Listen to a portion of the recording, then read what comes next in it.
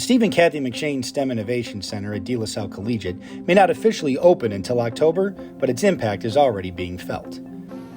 Senior Gabe Enghauser is proof. This summer, he was selected to attend the elite Rice University Aerospace Academy, where he explored physics, orbital mechanics, and met real astronauts. Back home, he's working on a cutting-edge capstone project, designing a drone to detect and prevent forest fires, using resources that will soon be housed in De La Salle's new STEM Center. What we were nominated for is our project, which focuses on firefighting drones.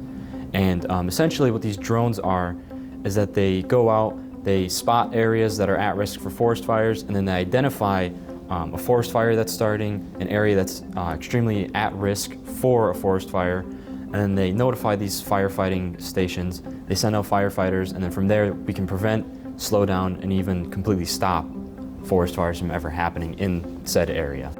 From advanced tools and makerspace access to the high-tech Anatomage Table, the STEM Center is transforming how students learn and preparing them for ambitious futures in aerospace, medicine, and beyond. Having access to the STEM Center for the capstone project is probably going to be one of the most pivotal things for our group.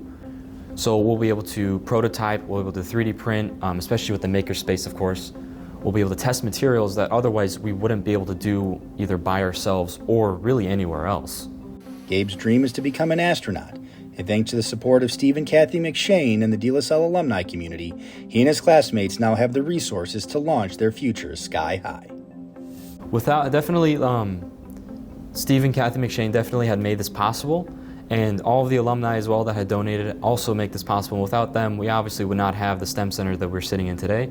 And with all of their support, students such as myself can obviously utilize these resources that schools may not otherwise have. So the fact that they pretty much donated all of this money so that we can have a STEM Center, and other alumni donated all this money, they pretty much gave to us so that we can give back to the world with our own knowledge and skills.